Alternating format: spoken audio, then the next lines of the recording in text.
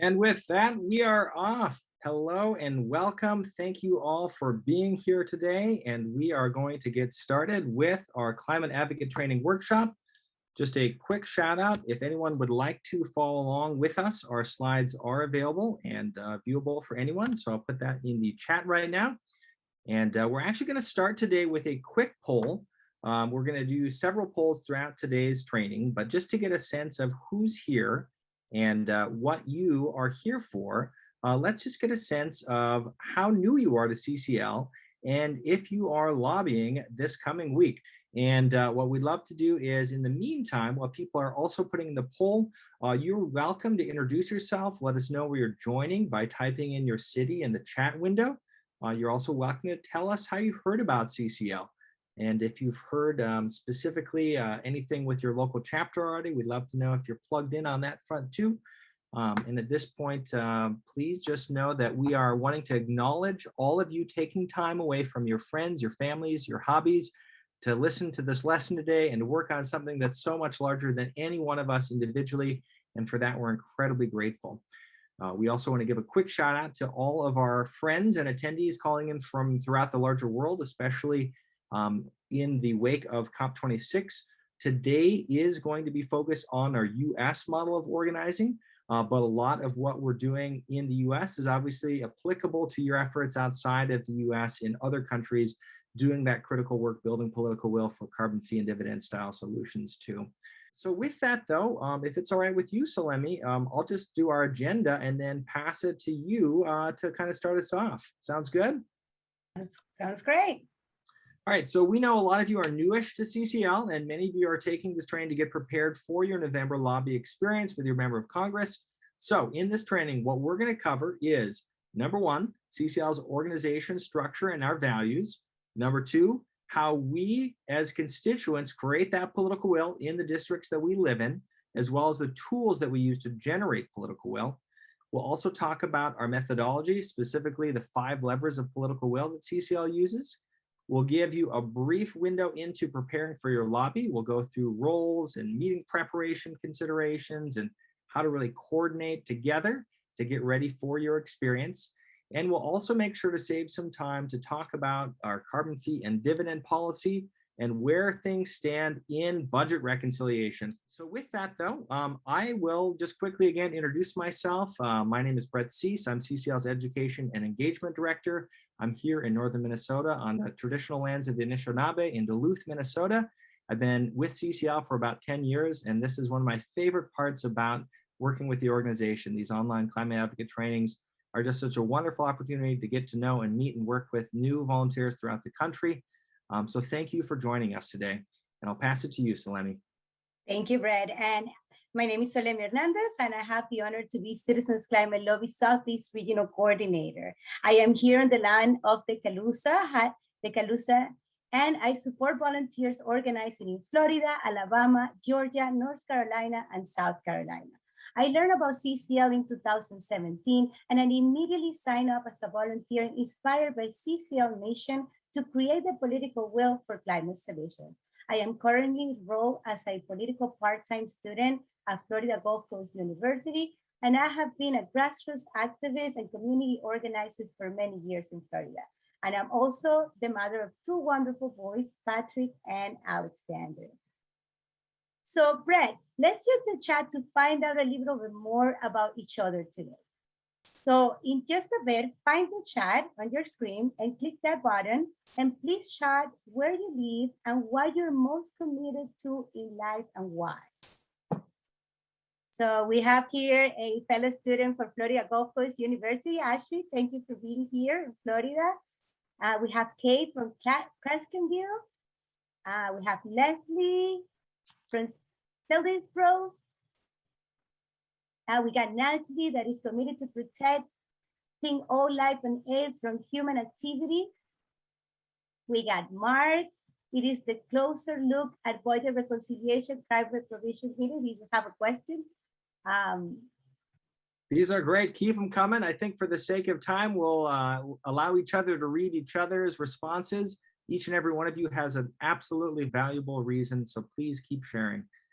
And at this point, Solemi, are you okay if we transition to our values? Absolutely. All right, so we often talk about the CCL way of doing things, and you may have already seen these, but just in case, you might be curious, what are CCL's values? What is this organization that I've signed up to find out more about? Who are they and what do they stand for? Well, I've just put a link in the chat to our values page on our website, but you can think of our values as really a home base. They're a way that they keep all of our tens of thousands of supporters on the same page. We continue to grow quickly, and so they help us guide our decisions, how we respond to others, and we recognize 7 of them that are core to our organization identity. And you can see all of them here on the slide: focus, diversity, optimism, integrity, personal power, being nonpartisan, and relationships. But rather than having us describe them, we've created a short little video here that we think does a really good job of telling the story and the meaning and purpose behind each of them. And so what we're going to do is just take a couple of minutes to learn from this video about our values. Citizens Climate Lobby is a nonprofit, nonpartisan, grassroots advocacy organization focused on national policies to address climate change. These core values guide our staff and volunteers along the way. Focus. Our focus is on one of the single most impactful solutions to climate change, placing a steadily rising fee on carbon dioxide emissions and rebating that money back to all American households. We know it won't solve the problem entirely, and we appreciate the work that our friends and other groups are also doing. Optimism. We believe that people are good and that democracy works. We are confident that our approach will work because we see progress. We stand for a solution, not in protest of other solutions. Together, we're a community that offer one another comfort, support, and fun as we work. Relationships. We take the most generous approach to other people as possible, that grounded in appreciation, gratitude, and respect. We listen, we work to find common values, and we endeavor to understand our own biases. We know that there's a place for protest, but our approach is in building consensus. Integrity. We are prepared and do our research. We are always on time for meetings. Our approach is thoughtful and thorough. We consult with experts and use data. We are open to new information. In fact, we solicit opposing opinions. Personal power. We use our voices to be heard. This simple act transforms us from spectators to engaged citizens, and it reveals the true nature of democracy to us. We are volunteer-driven, trusting volunteers to make important decisions and to create and develop things that will be valued by Citizens Climate Lobby. Diversity. We empower everyone in exercising their personal and political power, regardless of race, ethnicity, nationality, gender identity, sexual orientation, age, religion, ability, socioeconomic factors, or political affiliation. We seek out support and elevate people whose voices may not have been fully heard. Being nonpartisan. We are open to all who are serious about solving climate change. We don't judge each other on where we live, what we wear, what we do for a living, or who we voted for in the last election. We work with elected officials and community leaders from across the political spectrum. We believe everyone is a potential ally. It's your climate too. Jump in. Sign up to get started on volunteering with CCL and get connected with the group nearest you. All right, that's a great exploration, and I'll pass it to you, Solemi, to talk about our next section. All right, so let's do a quick poll. Which value that we just shared do you most identify with? Please look at the poll opening right now and indicate your interest. Where would you like to go? You can choose multiple values. And as you enter your answers, let's get started by reviewing how CCL is organized. Citizens Climate Lobby is a volunteer-driven organization organized by locally by chapters. The term chapter and group are used interchangeable, but they mean the same thing. A group or a chapter is a local team that is creating political will and clear evidence that citizens support climate action on climate change within a congressional district or within a state. Citizens Climate Lobby has hundreds of groups across North America, from cities like New York, Los Angeles, and Toronto to Pocatello, Idaho, and Histonburg, Mississippi. We also have chapters across Europe, Australia, Africa, Asia, and Central America. Each chapter has a group leader or a couple of co-leaders who help organize and coordinate the local activities of the group. Groups may be in various stages of development. One group may have one person who is just starting the group, and the other one will be more established and have dozens of members. If you are new to CCL and haven't connected with your local chapter, then you want to do that as soon as possible. So now that we discussed our group leaders and structure, I will discuss the liaison role. Okay, so one role that we should mention here is that of the congressional liaison. A CCL liaison is someone who is the representative for CCL when the group contacts a congressional staffer. Since there are 535 members of Congress, CCL goal is to have a personal liaison for each of those offices and their staff. The liaison build ongoing relationship with their members of Congress and their staff by maintaining regular personal contact and by coordinating the group meetings and communications with that office. This can be anything from sending a card when your member experiences a significant event, updating the office with timely resources related to climate change, or even inviting the staff to a local barbecue.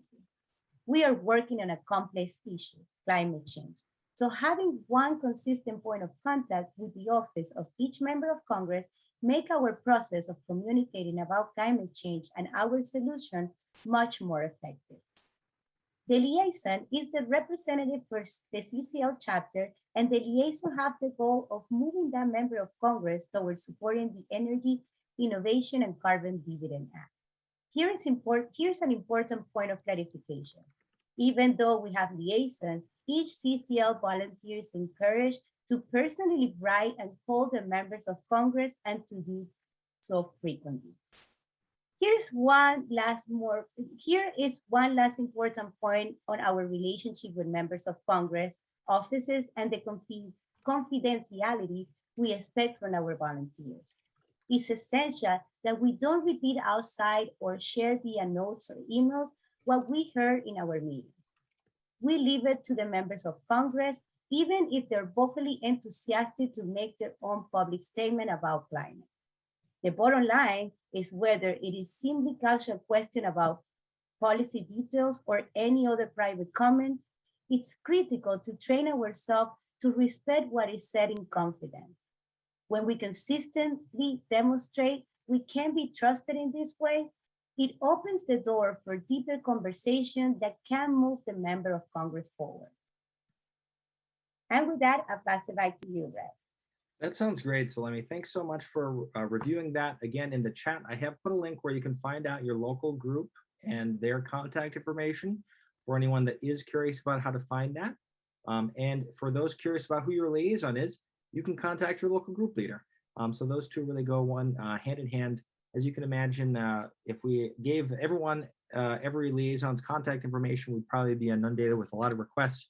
So we keep that information pretty close to the chest, and you can ask your group leader if you're curious who might that be for your group. All right, so let's talk a little bit more about the key to developing relationships. Clearly, you know, we've already talked, Solemi has done such a great job of outlining the importance of building trust. So how does CCL do that with congressional offices, with our own local allies, you name it? What we like to do is think about building trust as looking for common ground in 3 key areas.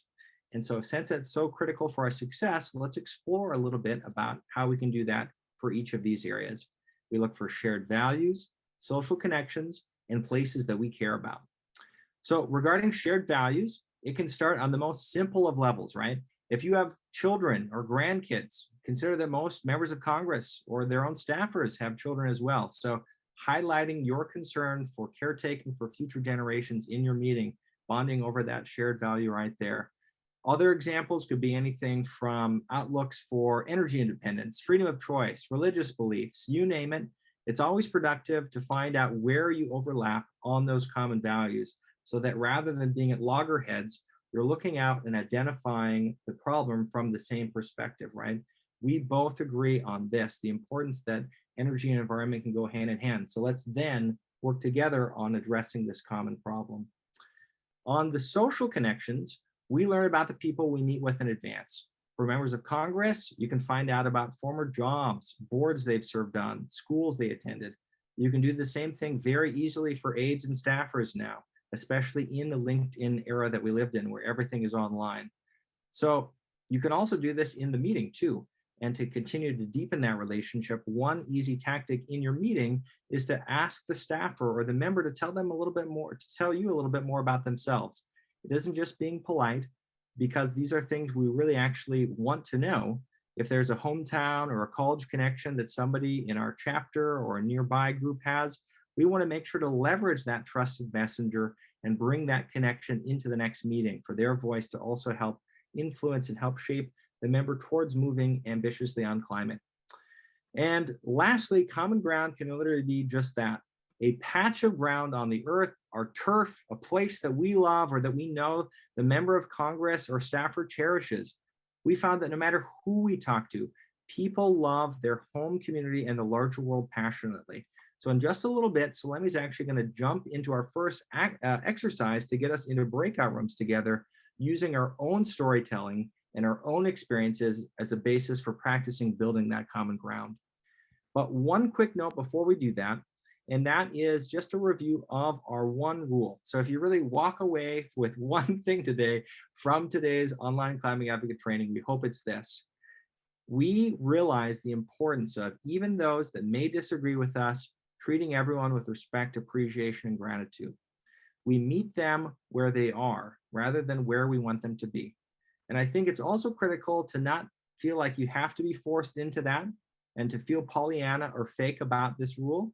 So if you are in a place with your own member of Congress where that naturally isn't something that you really can get into, whether it's an appreciation or a value for their own service, their public service, or whatever it might be for you, it's okay to also do other areas of our advocacy right now. So just a quick emphasis on the importance of grounding our interactions and relationship building with respect, appreciation, and gratitude. And with that, I'll pass it back to you, Solemi. Thank you, Brett. At Citizens Climate Lobby, we focus on what we want. We want to solve the climate crisis. We want a livable planet. In this exercise, we get down on the ground exploring what you want to preserve. To set all this up, here's a quote of E.B. White, author of the Charlotte Wet and Element of Style, gave in an interview with the New York Times in 1969. Every morning, I wake up torn between a desire to save the world and an inclination to savor it. This makes it hard to plan the day. We in CCL might add, but if we forget to savor the world, what possible reason do we have for saving it? In a way, the savor must confirm. Let me repeat the last part because I enjoy this all the time and I struggle between these two paradigms. If we forget to savor the world, what possible reason do we have for saving it? Even though there may be some different opinions with who we talk to about what's causing the climate to change, or just how much humans are responsible for, we can all agree that there's something special on this earth that we want to be around for future generations. Having something we savor on this earth is that common ground we all share. That sounds great, Solemi. So let's make it personal, right? Looking around the room, seeing all the friendly faces here, let's start with our first breakout room activity for today. And what we're going to do in just a minute is asking you to identify a specific place that you love that is threatened to be negatively impacted by climate change, or maybe it already has been. Now, a couple of key distinctions with this activity. We're not talking about a generic place like the beach or the mountains. We also don't want you to focus on a place that's threatened by other environmental factors like overdevelopment or toxic pollution. Those are absolutely critical concerns as well. But for today's activity, let's specifically key into how climate change is and will impact the places that we care about. And if it's in your own hometown or congressional district, all the better to help build out that common ground that we've just talked about. And the reason why we're asking us to practice this is that social science research is resoundingly clear that people connect much more strongly with their own backyard and concerns for their community than further off feeling impacts, whether that's in time or space. So think about what your place looks like and sounds like in your mind's eye. Try to paint a descriptive picture in your small group to help really bring out why you savor it. And if possible, if you can tie in the potential impact on your local economy, things that your community faces like reduced workforce or agricultural productivity, extreme heat or drought, wildfires or inland flooding, disease vector expansion, you name it, there's so many ways that you can make your story personal and connected to common concerns like the natural world and economic well-being. So I'll just close by saying again that this exercise is a way to begin developing a story that you can share with others on the spot so that you don't have to think on your feet because you've already rehearsed it, right? And we know that stories since time immemorial have been powerful means of connecting with each other. So the more prepared we are to share our own story and make that connection, the more likely we are to talk about climate change in our own circles and break that circle of that spiral of silence, and also help others modeling that, do that in their own lives, deepen their own concern for caretaking and preserving future generations. So as you think about this, Solemi is going to demo it with her own place that she cares about, and then we'll jump into breakout rooms. All right, so let's consider what we love about life. Maybe family traditions or a special spot in nature.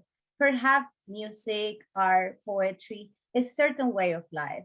Let's record what we love about life on Earth, describe it in great detail. You can have a pen and paper if you want to take notes. But first, I would like to share something very specific about a place I love and how it's been impacted by climate change.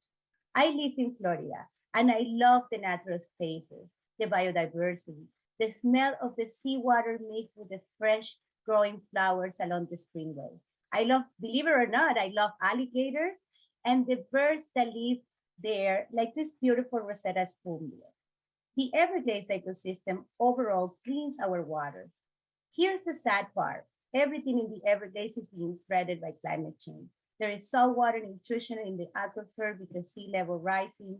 Extreme weather is impacting the peat bog's roots, so they aren't growing as strong as they used to, and we're losing its biodiversity.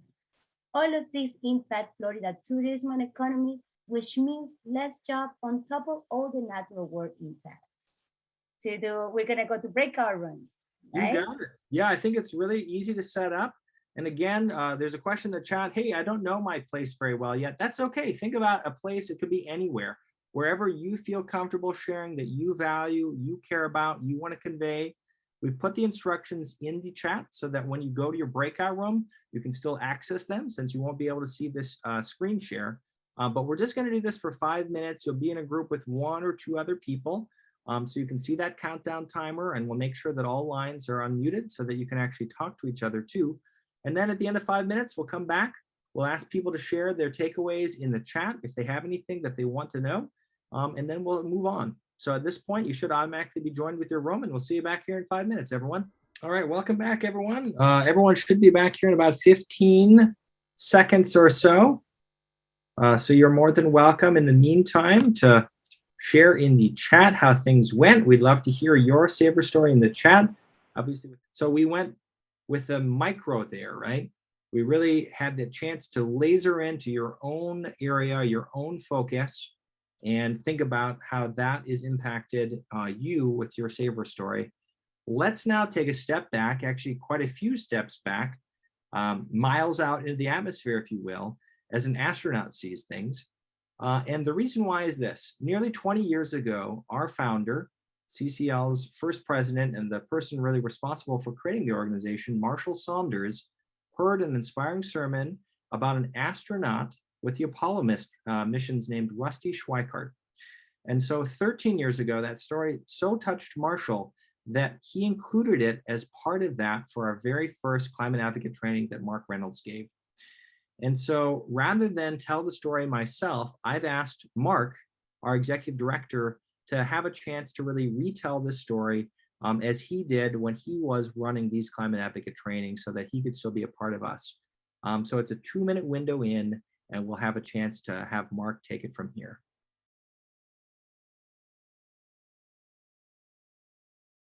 During the Apollo mission in 1969, astronaut Rusty Schweickart was let out of the capsule on an umbilical cord. Usually NASA keeps the astronauts compulsively busy up there, but a peculiar thing happened to Schweickart. Just as he emerged from the capsule, something went wrong within the capsule. Both mission control in Houston and the remaining astronauts had to concentrate on the problem. This left Rusty all alone, floating around Mother Earth in complete cosmic silence. During this time, Rusty had 2 profound conversion experiences. He looked back on Mother Earth, a shining gem against a totally black backdrop, and realized everything he cherished was on that gem: his family and land, music and human history, with its folly and its grandeur. He was so overcome that he wanted to hug and kiss that gem like a mother does her firstborn child. Compassion flowed through him. Trained as a jet fighter pilot, he was a typical macho man. But a breakthrough of something bigger came washing over him at that moment in space. Schweikart's second awakening in space was a political one. He was a red, white, and blue American who believed what he'd always been taught, that the world was divided between the communist world and the free world. Yet, while floating around Mother Earth, he saw that rivers flowed indiscriminately between Russia and Europe. That ocean currents served communists, socialists, and capital nations alike. The clouds did not stop at borders to test for political ideology, and that there are no nations. Nations exist in the mind of the human race alone. On returning to NASA, Schweickart was not debriefed by any spiritual director about his mystical experiences. He confesses to having wandered around in a state of stupor for 6 months, bumping into walls while asking himself repeatedly this one question: why did God do this to me? Finally, he concluded that God did this through him so that others might hear the message. What message? Compassion, interdependence, shared beauty on this shining, glistening planet. The holy earth. We must take such care of it. It must take such care of us. This side of heaven, where each of us so nearly all the other has. There is darkness all around us, yet between us there is just enough light to get by. Wow. That is absolutely just as powerful as the first time I heard it as well. And I just wanted to take a moment to really acknowledge the full expanse of the emotions that I'm sure we're all thinking through just that experience and how it applies not only to our own lives, but to what we're gearing up for here. And Solemi, I'm actually going to ask you to take us from that moment to talking about how specifically it applies to lobbying. Absolutely, Brett. Many people are familiar with our vision to create political will for a livable world. But this is so important for us here and everywhere to understand. We know that politicians don't create political will, they respond to it. And that is our job as citizens, to create so much political will that politicians have no other option, no other choice than to do what we ask them. Citizens Climate Lobby teach citizens how to empower themselves, how to develop relationship with their representative so that they can help Congress to see that there's political will for carbon fee and dividend legislation. We endeavor to show people, and you here with us today, that your voice will make a difference. If we say our vision is to create political will, then we should clarify more precisely what we mean. Think about political will as actions our chapter strategically take to demonstrate to Congress that the will of the people is to have a sustainable climate. So what does that look like? A political will is really just the clear demonstration of support back home. Legislators need to know a specific actionable step, not simply that we want a sustainable climate or a strong economy. They want to hear what policies we want enacted so that they can act on the people's will. That's precisely what we'll get in just a moment. But first, a little bit more on why we use the methodology we do. We organize people by congressional district, which we have found to be the most effective way to meet with and demonstrate political will to Congress. And through our decade of organizing, we have learned from many others about what creates political will and what does not. Here's why this is important. We know that you as a volunteer are giving us something so precious, your time. And we know that you don't have an infinite supply of it, and it could be doing many other things instead.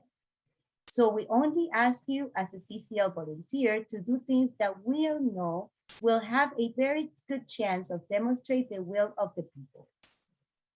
We take actions that we know will be successful in having members of Congress moving in the direction of our legislation.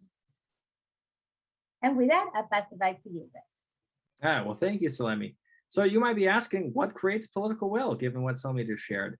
Well, we have distilled it down into what we call the 5 levers of political will, which are highlighted here in summary on this slide, but we'll take a little moment to explain what we mean by each of them shortly.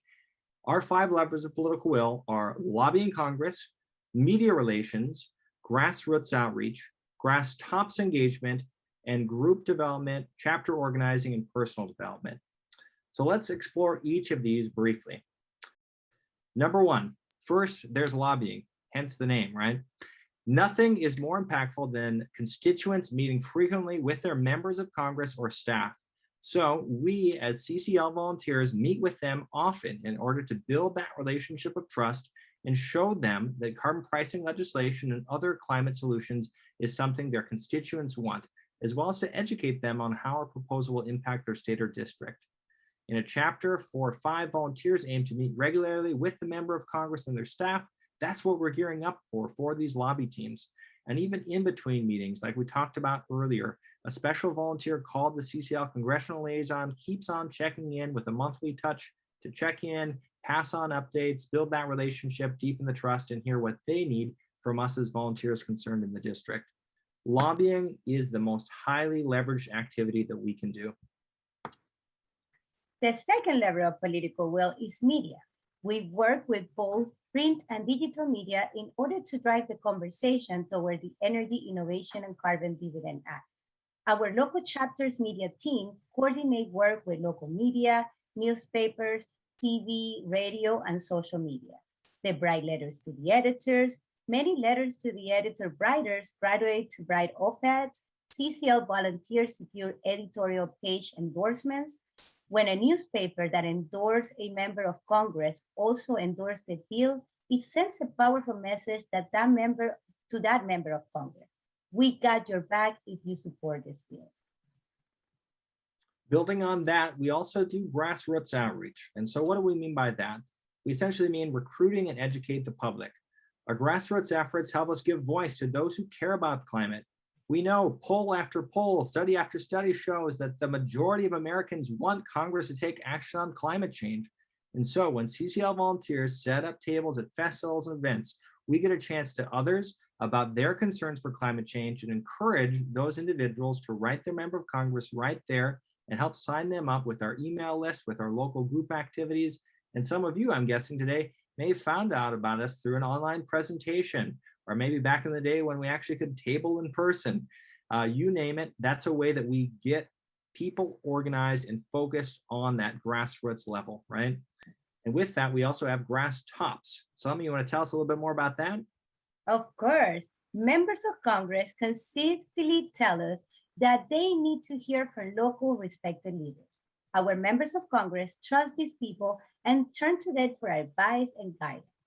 Individual voices of local leaders make a disproportionate impact on a member of Congress. That's why we seek their support to encourage our members of Congress to act on climate and to endorse CCL carbon pricing legislation. And let's close with group development and personal development and group organizing, right? So our 5th lever is focused on developing your chapter and yourself at that basic level in terms of both numbers and skills. It's what allows us to do everything else more effectively. With more people plugged in, we can do more successful lobbying, generate more media, do more outreach. So some ways that you really can help out here include helping organize your monthly meeting, getting social, right? So online, how can we advertise and invite people across social media platforms? Mentoring other new people is always a huge contribution. If you're a people person and you want to help others feel welcome, and also looking around your chapter and seeing who isn't represented that's a part of our community. How can we extend and diversify the representation of our chapter to best reflect the fullest representation of our chapter and our community? All of these are key areas for group development and organizing. And so we've just thrown a lot at you. These are our 5 levers. They really help guide all of our decisions and to really get us to prompt and think about what appeals to each of you. I have this helpful infographic on top, but I've just initiated a new poll, and I would love for each of you to think about, again, it's multiple choice. Don't pick all 5, but which of the levers are most tantalizing, are most intriguing for you? I'd like to think about this as you're sitting down to a restaurant and you presented the menu. Maybe you're really hungry, but you really probably can only eat 1, maybe 2 dishes. So what are you going to order? What is it that you'd like to select in your own advocacy and involvement? And then we'll encourage you to do this. On top of selecting which lever appeals most to you, I'm going to invite you to think about what of these skill sets also appeals to you. Are you, again, somebody that likes presenting? Would you like to speak publicly at presentations? Do you like chatting with folks?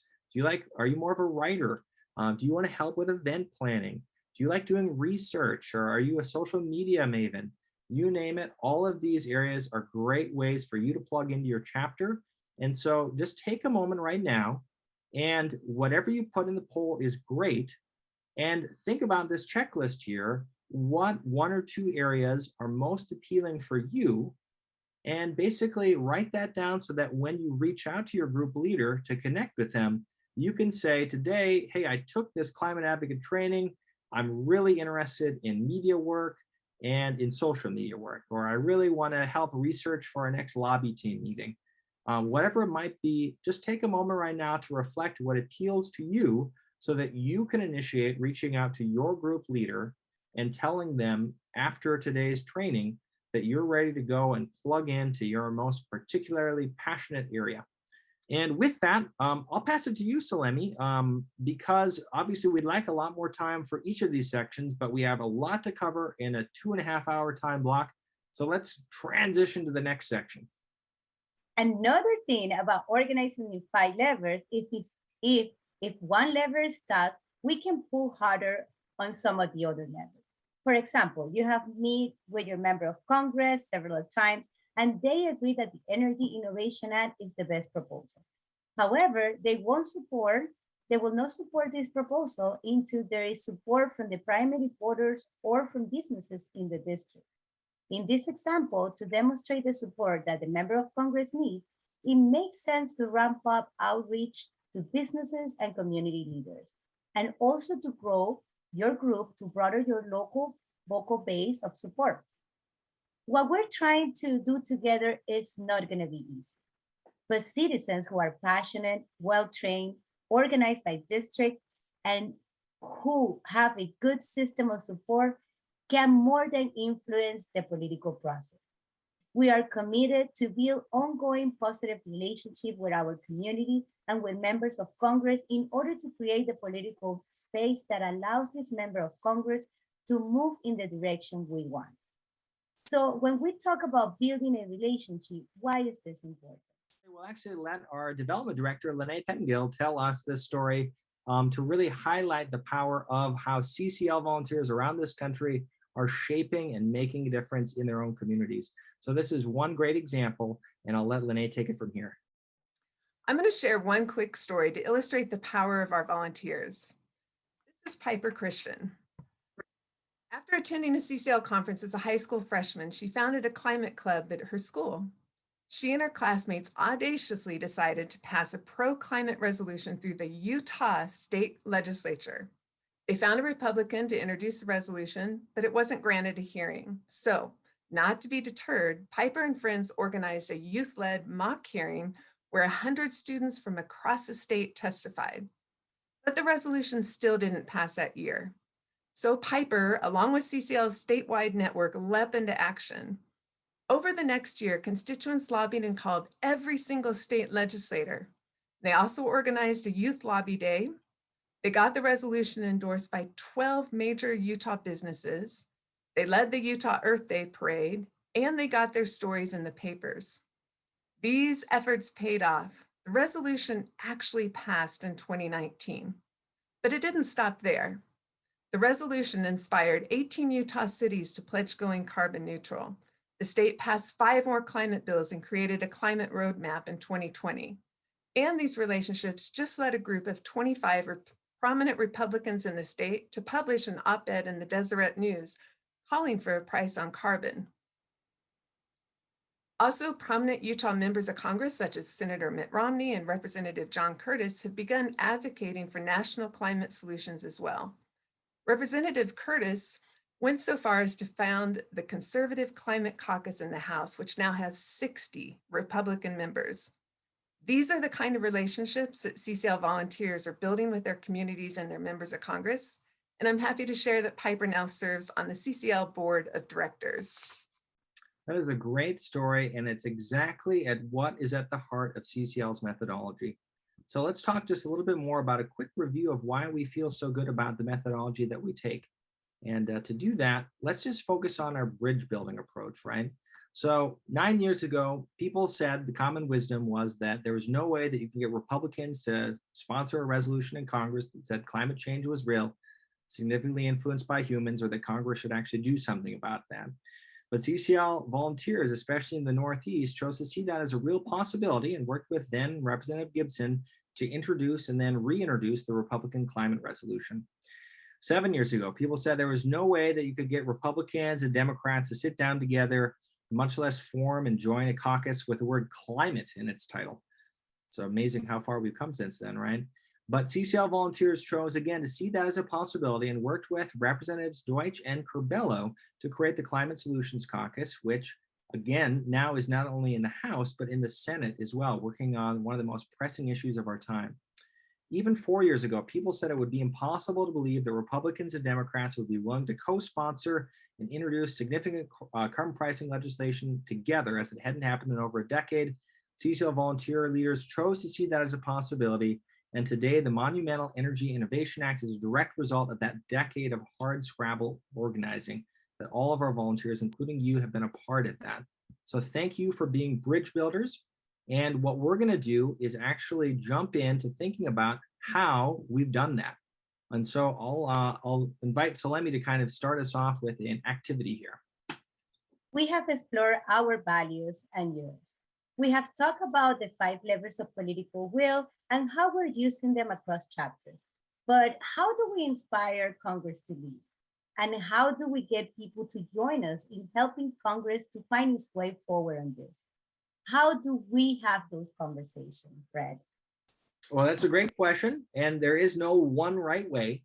But one technique that we're actually running in a parallel workshop today, if you ever wanted to dive in more deeply or see the recording, since you had to miss it to be here, is using a technique that's called motivational interviewing. And it's basically been peer-reviewed and tested in the realm of psychology and medicine by thousands of papers. And basically, it's a deeply listening tool that allows us to reflectively listen, or you may have heard of it as values-based conversations. But the basic sequence runs something like this. Number 1, you find out the other person that you're in dialogues with interests or their concern.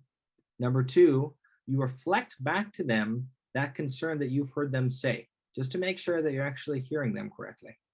Number 3, you identify and confirm those values. 4, you build on that common ground again with those values. And 5, you ask permission to express your thoughts related to those shared values. So before we move into the details on this importance of values-based listening, let's consider what it looks like or what it's felt like in our own lives when someone doesn't feel heard. When I think someone isn't hearing me, I might keep repeating myself over and over, hoping that repetition is going to help it make it sink in finally. Sometimes I could catch myself saying something louder and then a little louder, as if shouting is going to help you hear me or make it a little bit more likely that you believe what I'm trying to tell you. Or I could get quiet and say nothing. And after all, why should I try to tell you really what you don't want to hear me?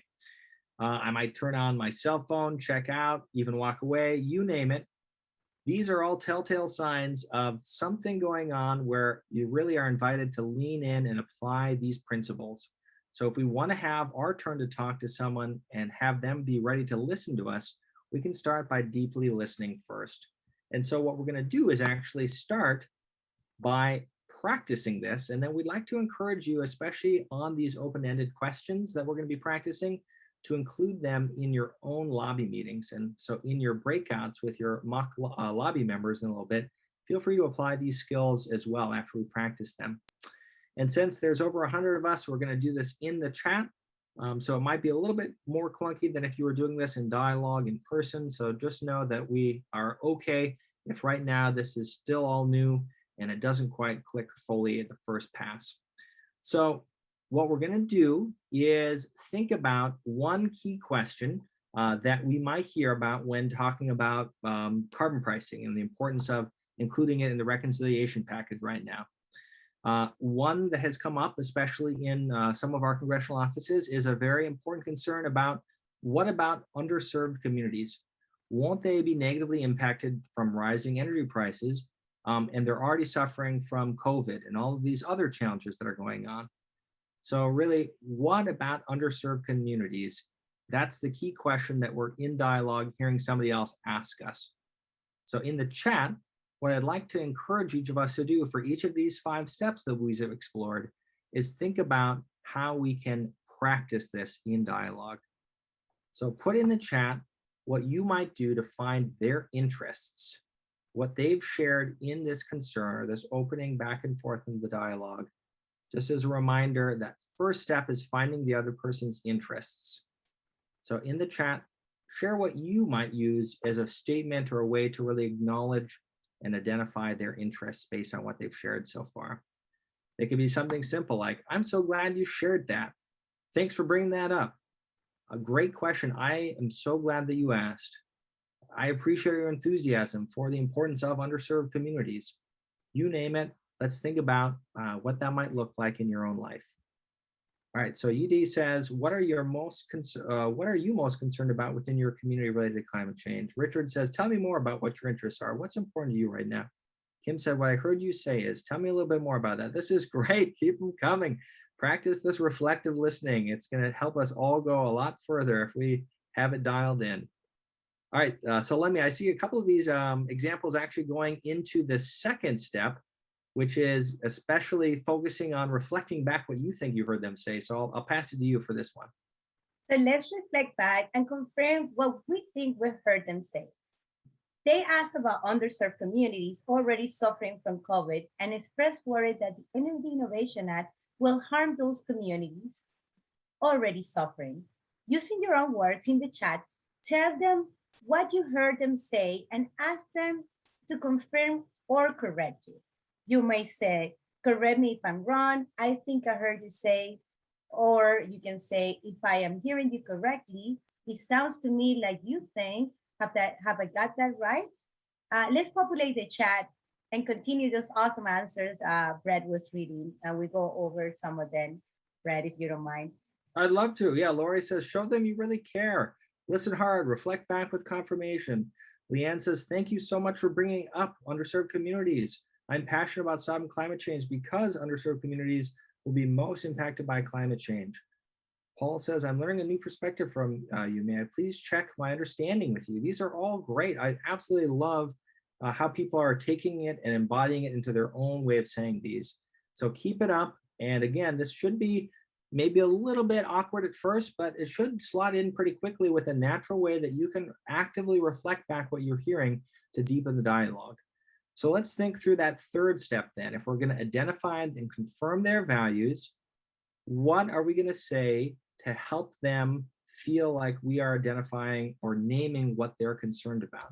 It could be something as simple as, it sounds like you care about, or you might say, I'm hearing you express your commitment to economic justice. Is that right? However you want to frame it, how can you name and identify the value that they're coming from in this specific activity for our dialogue right now, but again, applying it larger, naming and identify those values. It seems to me that you are concerned about the impact on underserved communities, Hella writes. Sheila says, I agree that we need to address the problem that you identified. These are all so great. So I'll pass it to you to keep us moving forward, but keep on practicing. All right, they're actually very good. Thank you, Brett, for reading those. So now that we have identified their values and confirmed those, in our next step, we find common ground. Tell them that you share or respect their value. You could simply say, I also care about economic justice. So put in the chat again, how would you share their value? And Peter, do we have any? Yeah, these are so great. Nancy says you care deeply about the less fortunate. That is beautiful. I hear you. I have similar concerns. Standing up for communities at risk is also really important to me. Oh my gosh, I want to be in your meetings, everyone. Keep them coming. These are so great. I'm so glad. This is another great one here too. I'm so glad to hear that a value of yours, I have similar concerns. All of these nice, straightforward ways to authentically identify that overlapping common ground. And so in our final step, again, this was maybe the hardest one for me to really practice and still is, but to really remember to ask permission before we share our own thinking or whatever knowledge we think is so important that we need to tell them, right? So checking in and saying, something like, I also value economic justice. I was pleased to discover the co-sponsors that are part of this bill really address that. May I share how the bill creates economic justice? However you want to phrase, asking to get their buy-in to say, yes, I'm interested, so that if they do say no, you can pivot and deepen that conversation and go through steps 1 through 4 again before moving into continuing that dialogue and sharing your own insights. So keep sharing those in the chat. You can use words like, I was glad, may I share what the bill says about that? Let's see, with your permission, I could describe one way that that could be handled. As a member of Asian American Student Union at the university I go to, I gave a presentation about the environmental issues in Asia. Would you like to hear about that? Can I share how this plan will include some of the communities that you're concerned about? This is so wonderful. Keep them coming, everyone. You're all such great sports for diving into this today, and I hope that this is a helpful way for all of us to remember in our meetings the important things with this dialogue is to use these principles of motivational interviewing to deepen the trust and deepen how we can identify common ground as we move forward in conversation. So keep them coming, and know that this won't be the last time you probably see or hear from them in your meeting prep. We are going to transition though now, just so that we can stay on track. And what we're going to do is actually focus on our laser talks. Funny name, but basically what CCL's laser talks are essentially bite-sized advocacy resources that are at the heart of what we learn to be as effective climate advocates. And each talk is brief, and we actually take the time as a chapter to often practice one of these each month. We have a different communications activity. The key thing is that you're not meant to memorize them. Nobody likes to have somebody parrot back some quote or phrase. You're meant to internalize what part of any of these stand out to you, so that when an issue that you care about comes up, you're more well-versed, you're more practiced talking about it, and really can draw into your experience of using any of these laser talks to understand an issue that you care about.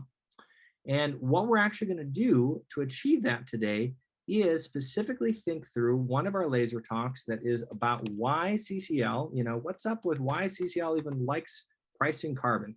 And what we're going to do is I'll put a link to it in the chat. You can specifically see this video on this page as well as the rationale, but I'll actually let the video talk about why we think this is one of the most important tools we have in really meeting President Biden's goal, 50% reductions in the next 10 years by 2030. And so here it is. What is a carbon fee and dividend? And how does it help solve climate change? Burning fossil fuels causes carbon pollution, which traps heat and warms our planet to dangerous levels.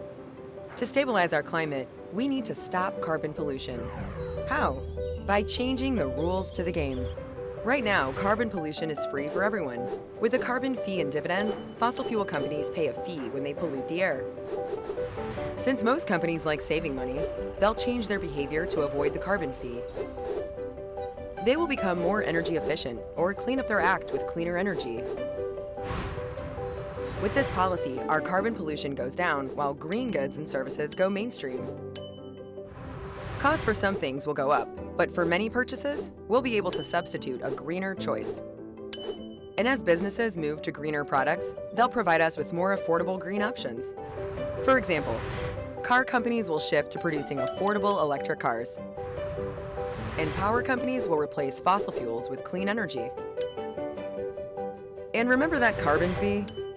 The money collected from fossil fuel companies goes to every American as a monthly dividend or carbon cashback.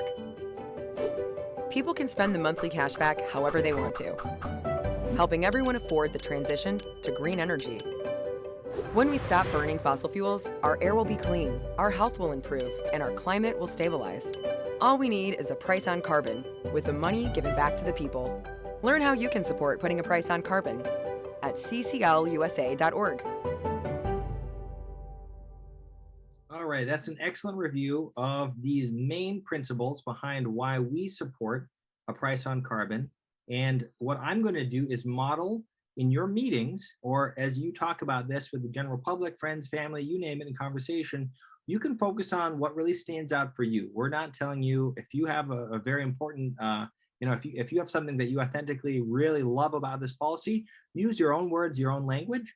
If you're looking for other places or ways that have been message tested, that have really drilled down and focused on where people can get excited about and understand this policy, that's the benefit language that we're going to highlight today. And we have 4 main frames.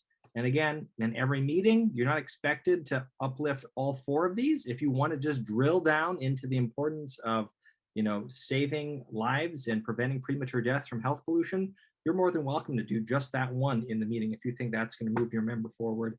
If you want to have all 4 be part of it, you can talk at the surface level. But let's specifically talk a little bit about each of these. So we know that, again, the best available economists and scientists tell us that we need to reach net zero by 2050, if not sooner, if we are to prevent the worst impacts and head off climate disaster.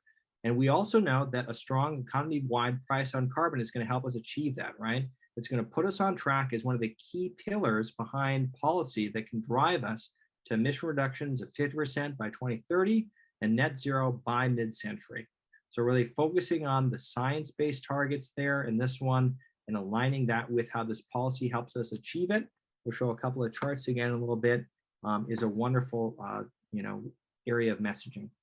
You can also focus on the importance of affordable, clean energy. And with this bucket, or with this framing, you can focus on the importance of the government setting the direction and then getting out of the way so that businesses respond to that price signal, and they in turn become the engines of prosperity, providing abundant, affordable, reliable, clean energy. So this really leans in on the importance of innovation, right? We need to both have individual actions, but we also need to have macro, economy-wide, large corporate actions that are going to drive us faster towards net zero pollution. And a carbon price is a key element to achieving that. Saving lives. One of the best things that has come out of the last decade of research is an increase in our public health scientists understanding the widespread impact that burning fossil fuels has on our human population. We have more and more awareness of how many tens of thousands and millions of people around the world, but even here in the US still, as we clean our air up, that are still being negatively impacted by fossil fuel pollution dirtying our air. And so some of the studies that we have on this website that I just put in the chat highlight that we can prevent the premature deaths of over 4 million American lives in the next 50 years. If you can think about how staggering that number is by transitioning to a clean energy economy. Poor air quality right now today is responsible for as many as 1 in 10 Americans' premature deaths, and it sickens tens of thousands of more every year, leading to lost job productivity, leading to increased hospital bills and spending. You name it, there's so many angles that you can really take on the emphasis of saving lives. That's really key to dive into too. And then lastly, putting money in your pockets, right? This is where the dividend, that carbon cashback comes in, right? Because it's one thing to just make that price rise so that we finally account for the full cost of burning fossil fuels. It's another thing when we decide what to do with that is reinvesting in individual households so they're empowered to put those solutions to work in their own homes, so they can participate in putting solutions in their own lives to work. That money collected from the fee, it's given back as a monthly dividend, as a carbon cashback. Freedom is a really important value with this one. There's no restrictions on how Americans can spend that. but chances are they're going to be motivated to make sure that they can fully leverage those cost savings and smartly invest that money so that they too can save more money over the long term. We also know that most middle and low income earners in this household actually come out ahead if you rebate that money back to households. So that's a key detail as well. And with that, though, I'm going to pass it to Solemi now that we've talked about some of our key messages to really dive in specifically to the Energy Innovation Act. And then I'll actually talk a little bit about budget reconciliation. All right, we have reached the final and most essential topic before we go to our practice our lobby meetings. Let's discuss the policy details behind the Energy Innovation and Carbon Dividend Act. Citizens Climate Lobby has advocated for a carbon fee and dividend style policy for more than 10 years. In late 2018, Congress introduced the Energy Innovation and Carbon Dividend Act in both the House and the Senate, with both Republican and Democrat sponsors. The first time ever a bicameral bipartisan carbon pricing bill was introduced into Congress. When the 116th Congress started in January 2019, the House reintroduced the Bipartisan Energy Innovation and Carbon Dividend Act, HR 763. And Representative Ted Deutsch and Representative Francis Rooney as lead Democrat and Republican sponsors respectively. Then in 2021, the House reintroduced the Energy Innovation Act as HR 2307. And Citizens Climate Lobby now advocates for this bill specifically that now have 87 co-sponsors.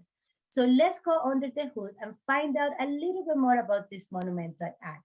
But first, let's start with a quick review about where we are today. The price we consumer pays for fossil fuel is artificially low and is historically, governments have seen their economic growth linked with incentivizing their development. Today is also due to several factors, including before production, fossil fuel producers receive discounted leases on public land and offshore. During production, fossil fuel producers receive subsidies, special tax breaks like intangible drilling cost deduction and well depletion alliances, and eminent domains for pipelines. After productions, the price we pay for fossil fuel doesn't include some heating costs. These heating costs are known as externality by economists, and some of them include: in the military, the US military has spent trillions protecting energy supplies lines across the world. The use of coal alone increases health costs by 300 to 500 billions a year. And of course, there are the climate costs associated with adapting and mitigating the effects of a changing climate system. If the market price for any product, not just for fossil fuel, doesn't include its real cost, economists call this a market failure. And global warming has been called by many as the greatest market failure in history of capitalism. Economists said the first step to correct a market failure is to hold a product accountable for its costs. With fossil fuel, this means moving those heating costs we discussed earlier from the military spenders, increased health costs, environmental damage, and climate impact back into the balance sheet of the fossil fuel producer. The idea of putting a price on carbon is simple. We add the cost of doing business in those resources because we want to reveal the hidden costs that no one is taking responsibility for at the present. Getting that price right means making the market tell the truth. It transforms our economy to move it in the right direction. And that means ordinary people, consumers, small businesses, and taxpayers will cover the market leverage they are supposed to have to determine whether we do something that is too costly or not. Thank you, Solemi. Yeah, I think if we had to boil down what you said, it's these three simple lines, right? If we know that we want fewer emissions, then we need to make them more expensive, right? And that is what economists resoundingly tell us. If you want to get rid of something, the fastest way to do that is to make it more expensive. One example they can point to is the example of cigarette smoking, right? At one point, almost half of our country, 50%, used to smoke. Americans, now that number is in the teens. And by making carbon pollution more expensive or accountable for its cost, it's what we mean by pricing carbon, right? So getting people to break their addiction to fossil fuels isn't just like a personal lifestyle decision. It's going to be amplified and rapidly accelerated if we can guide that actual on-ramp with significant policy. And so one way that we can learn from that, again, that cigarette smoking example is a study that was done over many decades by the National Cancer Institute and the World Health Organization. They focused on multiple countries, multiple decades, panel data, and they found, in quotes, that a substantial body of research accumulated over this time shows that significantly increasing the excise tax or that price of tobacco products is the single most consistently effective tool for reducing tobacco usage. So they point to the example of cigarette smoking and similarity to that reduction that we just saw in that chart with actual reduction in smoking rates. Let's look at the expected emission reductions from the Energy Innovation Act and its bell curve, right? So we've got business as usual. If we do nothing and no additional policies are enacted, the Energy Innovation Act is basically putting us on track to reach that reduction of down to net zero by mid-century, right? So getting that strong economy-wide price is key. Additional policies are also needed, but having that polluter pay policy will incentivize the expansion of clean energy and really meet those targets that we just talked about with the importance of getting to net zero. So we've already looked at the video. We've already talked about how it works. One additional way that you can find benefit from in describing the carbon fee and dividend setup, whether it's the Energy Innovation Act or where things stand in budget reconciliation overall, is you want to make sure to charge that fee as upstream as possible. The first point where it enters our economy, at the mine, at the wellhead, at the port of entry, you place that fee. For example, right now, that starting fee for the Energy Innovation Act would be $15 per ton, rising $10 annually every year after that, so that there's a ramp that businesses can respond to and make significant long-term investments with strategically. And then the key question here with this little dollar symbol is, what do you do with that revenue? That's billions of dollars, trillions of dollars over the course of 10, 20 years that the government could spend in many different ways. And there's many advocates that say, wow, maybe we should invest it in this, that, or the other thing. The key thing that CCL emphasizes is returning as much of that as possible, if not 100% of that net revenue back to households, so that as many of us are shielded from any rising energy costs, and again, can participate in putting solutions to work in our own homes so that we actually get more money back or an equivalent amount that we might see in that dividend that we see in any change in energy costs. And the third key critical element that we haven't had a lot of time to get into today, but in your breakouts, if you want to talk about, if you want to look at our trainings after today, that's equally critical, is that if we do this domestically, we don't want to disadvantage our own manufacturing, our own jobs.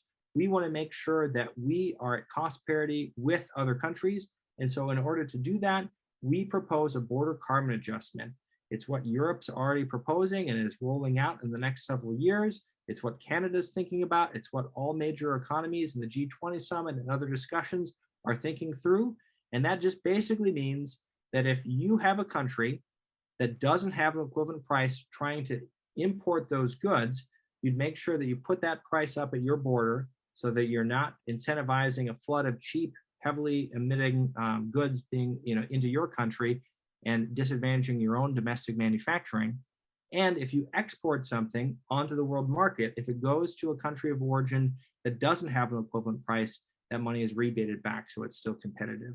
And essentially, economists say that if we do this, if we move towards especially large movers in the economic community like the US, it's going to incentivize other countries to enact their own similar rising price so that they don't have to pay that money at the port, at the entry, and actually kind of can retain those funds in their own country of origin. So with that, we have a quick review again of the four main benefits that we spoke about. And then what we're going to do is actually ask you to start thinking about, I'm going to do a little quick budget reconciliation update. But before I do that, what I'd like to actually do is just think about this.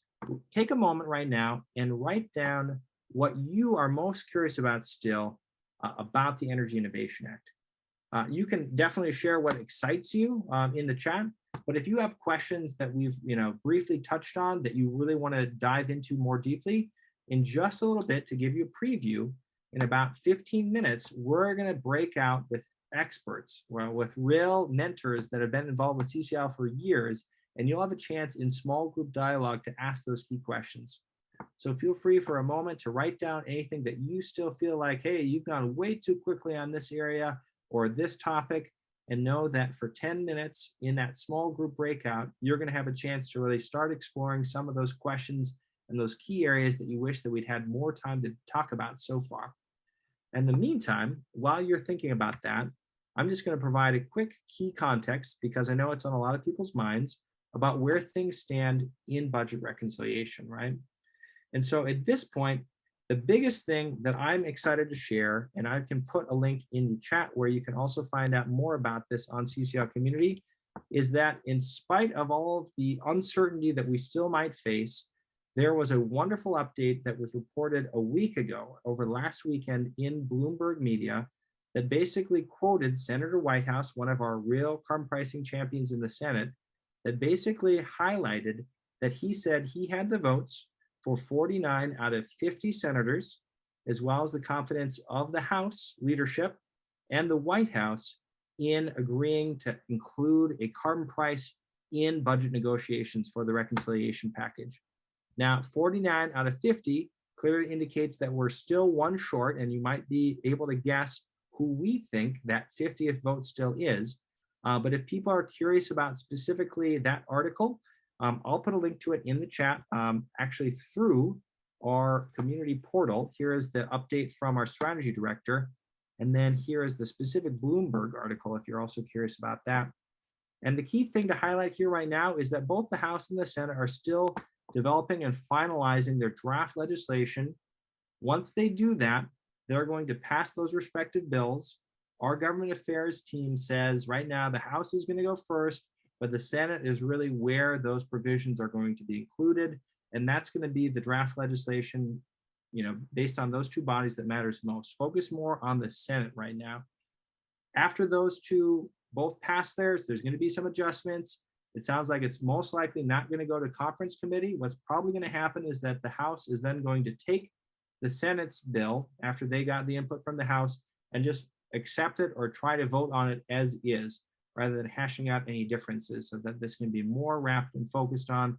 And then ultimately, obviously, it goes to the president to sign for the Build Back Better agenda. So that's why over the summer, we've been so focused on generating support and highlighting all of the support in the districts for including a price on carbon in budget reconciliation. CCL volunteers were responsible for over 2 million texts to different Americans. We've called and emailed and written our members of Congress and the president 160,000 times over the last quarter alone. And so know that if you did a part of that in your district, you absolutely were critical in getting us to where we are now, where we're literally right at the doorstep for the first time in our organizational history of getting to a price on carbon actually passed and adopted into US law. So with that though, we are going to transition to preparing for your meeting. As a quick heads up, again, you'll have a chance to ask any of your policy-related questions in your small group in about 13 minutes. But before we go to small groups, Solemi is going to help you get prepared for your meetings, because today you're in luck. We have at least 20, if not 30, mock members of Congress that are joining us right now as we speak, that are going to help you and your small groups get ready for your lobby week. Solemi, the floor is yours. After today, in the real world, prior to the meeting, you will want to do your research on your member and the district, learn what they're really proud of and what they like and what they have accomplished, learn what's really annoys them so you don't bring that up in the meetings, of course, research local impacts of climate change, learn how carbon fee and dividend will impact their district or state, review previous meeting minutes, which you will be provided if you're part of the lobby team, determine ahead of time who will be responsible for following up, and assign roles. For example, leader, timekeeper, note taker, asker, and leader. Lobby team roles description, and we're gonna put a link in the chat, Brad. consists of this one. Depending on the size of your lobby team, an individual may fill multiple roles. Everyone is encouraged to participate in the discussion, but keep in mind that the most powerful people in the meeting will be the constituents and trusted messengers. You have the appreciator. Doesn't make you feel nice when somebody tells you something about you. So we have how does that change the way you listen? That's the role of appreciator. Find something that you honestly and authentically appreciate for your member of Congress. You have a time monitor who keeps the meeting on time, monitors the percent of time CCL and MOG members talk with a target of 50-50. Tally the number of open-ended questions of our team, ask for meeting minutes, and ask for meeting minutes. Notes, you have a note taker. The note taker takes the notes of the meeting. If possible, you want the note taker to be an experienced volunteer. This should be able to follow the thread of the conversation and specifically capturing what is said by the member of Congress and the staffer. We have an asker, the lobby team member who presents CCL purpose and asks, if possible, someone who have a strong grasp of our policy and its wider implications and ripple effect. The asker leaves one-page primary ask behind. We have the deliverer, the team member responsible for bringing constituents, correspondents, or community leaders to the meeting. With a pandemic, those might be verbally summarized or sent in advance or sent afterward as a part of the follow-up. You have the follow-up. This is a team member that sends up follow-up meeting materials and thank you card. If the person doing the follow-up is not the liaison, he or she should coordinate on the follow-up items with the liaison soon after the meeting. And now in the times of COVID, we have a tech support who's good with tech and keep the meeting on point when it comes to muting and securities. And most important, we have the meeting leader. An analogy that we find useful here is that of the conductor. The CCL team leader is there to manage the meeting, not to dominate the meeting. The leader is not necessarily the one who talks the most, but who empowers everyone to share and participate, especially the constituents. During the discussions, ask open-ended questions and keep focus on opportunities to reaffirm shared values and ask clarifying questions. The leader may choose to be in charge of handling the transition between different parts of the meeting. They help keep the conversation on track and help wrap things up. The leader will help the team settle on an appropriate supporting ask for the meeting and make sure that everyone is on the same page with that. Let's circle back to the meeting roles. Please go to the polls. Are we going to do the polls for this, Brad? You know it. Yeah. All right, let's do it. We love polls. This is our fifth poll today. Yeah, me too. Let's circle back to the meeting roles. Please go to the polls and select the role you are the most interested in trying out today for your lobby meeting practice. You can select more than one. As you enter them, I will review our basic meeting outline. We meet in teams of 4 or 5 CCL members, and we like to think that lobbying is a team sport.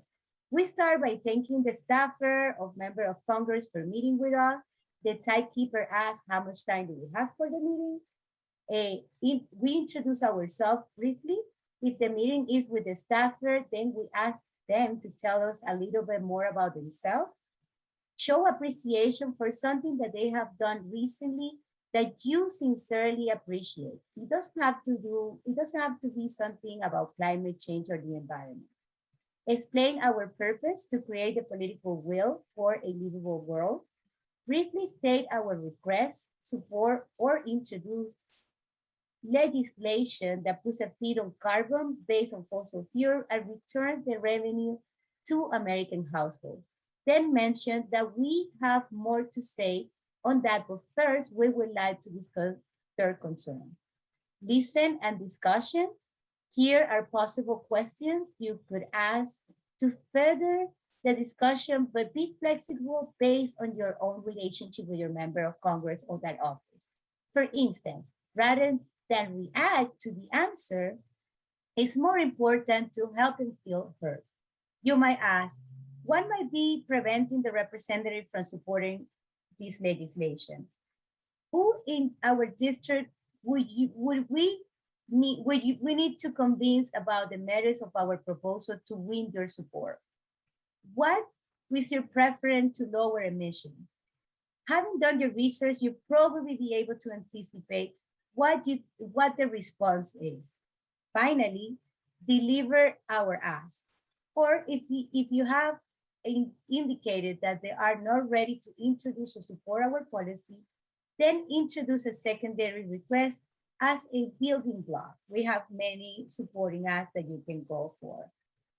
Offer an additional materials as if they will like to have, they will have to have a hard copy or electronic copy. Ask how and when to follow up. Ask who they work with on the other side of the aisle and thank them for the time. And that's the overview on how we conduct a meeting with a congressional office. Excellent. So let's do this then. We have reached the most critical time for the overall climate advocate training, and that is the next 40 minutes. So you may have noticed there are some new attendees amongst us. They have MOC in front of their names, at least the majority of them do. And what we're going to do in just a minute or two is jump into breakout rooms again. And in our small groups that we've already practiced having our share story of save versus savor, we're going to have the following chance to walk through 4 key areas. The first part, and we'll have a little bit even more than 10 minutes for this, is to have each of you in your small groups of really only about 3 or 4 people dive into questions that you have for your CCL mentor. It could be anything that we just talked about with policy details, about CCL overall, about your lobby meeting coming up, you name it. Just get settled, ask your questions of your mentor, and feel familiar. Then we're going to jump in specifically to preparing you for your meeting. And so for those next 10 minutes, what we're going to ask you to do, and I'll provide a couple of signals in the chat, is for you to jump in and think through, what role I want to take, what specifically am I going to want to have for my ask, who is my member going to be. Your volunteer leaders are going to ask first and foremost which meetings you're planning for. So if the majority of you are meeting with a House Republican or a Senate Democrat, they're going to take on that role so that you feel most prepared to really be able to kind of experience that. And then after that, we're going to jump specifically into having you hold your meeting. It might feel a little bit awkward at first. You might feel like, oh man, I'm not quite ready. Chances are you won't be ready, and that's entirely okay. We are giving you only a 40-minute window to get to know your team and to actually prepare for your meeting and then have it. So we fully acknowledge that it isn't going to be perfect. You're probably going to make a few mistakes. That's entirely okay. The important thing today is just to get those jitters out with your first experience and feel like you really have a little bit more preparation and awareness of what you're signing up for. And then after that, the last 10 minutes is really focused on providing some feedback. So your mentors, they've done this before. They've already been a member of Congress in a mock meeting. They've already been a part of these meetings themselves before. So they're going to have a chance to give you some feedback and some thoughts on what that you could focus on or try out differently next time to have even greater success. So that's really the nutshell of what we're focused on for the next 40 minutes. At this point, if you do have any questions, you're more than welcome when you get to your breakout rooms to raise your hand, and we will from there be able to really highlight anything that you might still be curious about. Solemi and I can pop in between rooms here too, but at this point, I think we're all set for our meetings. Is there anyone, Solemi, that you, or anything left that you wanted to highlight that we haven't gotten to? No, just have fun at your lobby meetings. All right, so that sounds great. Again, as a reminder, here's the results for your poll. You're going to be in teams of 3-ish people, 2 to 4. So take on a couple of roles even. Try out a variety of things. Your mentor can help you explain what those are. We have the 40-minute countdown timer started. And when you get to that next 10-minute segment, I'll help transition and remind you of, hey, now it's time to start preparing. Now we're going to have our meetings. And we'll all regroup and process again in 40 minutes or a little bit after that. So we'll see you soon, everyone, and have a great time. Thanks, everyone. Welcome back, everyone. So grateful for obviously everyone being willing to put up with a little flexibility there. I know a couple of you parachuted in between rooms there as we were trying to assign the best distribution. But before I pass it to Solemi to do a little debrief, the first thing that I wanted to do is just encourage everyone, find that little reactions button on your black Zoom toolbar and give a huge round of applause with me to our mentors. Thank you all so much, mentors, for giving of your time today and helping each of us feel a little bit more supported and aware of what we're getting into. I know that each and every one of them are really, really special leaders. And so just really wanted to give a shout out to each of them. And what we're going to do now actually is Solemi's going to walk us through how we can share some of our highlights. And then in this last 10 minutes, we'll have about 5 minutes for that. And then we'll have 5 minutes to review a couple of next steps that you can take outside of your lobby meetings with your local team. So Solemi, take it away. All right, welcome back. That was awesome. So let's digest this workshop for a moment. Think about what touched us, what spoke to us, and what made us look up something in a new way. What did you hear with fresh ear? Share it in the chat, your take-home nuggets, and what things will rattle around your mind now for a while. Yeah, I just wanted to say that what struck me is, having done this before, is the people coming into the member of Congress office who are not professional lobbyists, who are not climate scientists, who are not economists, who are just ordinary folks who plan to spend their retirement playing golf and tennis and are doing this heavy lifting stuff in a very sincere way. And to me, that comes through from people that these people are not getting paid to do this by Mark Reynolds. They're doing this because it's important to them, and they all talk about their children and their grandchildren. So I love that, Richard. Thank you for sharing that. And we'll go to Luke next here. Yeah, our mentor, Scott, did a great job, and he played the role of a conservative Republican congressman who's from my state, so I know him well. And it was interesting, he's got enough experience to make it very factual, and we were able to find some common ground and with a very conservative person. I also learned a good lesson to not go on and on about the reconciliation bill. He kind of set the trap and said, do you support it? And I started talking about why. No, there's nothing to be gained in that. It's radioactive for Republicans. You just need to say, yeah, we'll agree to disagree on that. But what I would like to talk to you more about is this, and go back to that common ground. So it's a good lesson. I love it. Thank you, Luke. And then we'll go to Arash next. Thank you. So I'm grateful that, first of all, we had Roger Ingersoll, who helped us as our coach.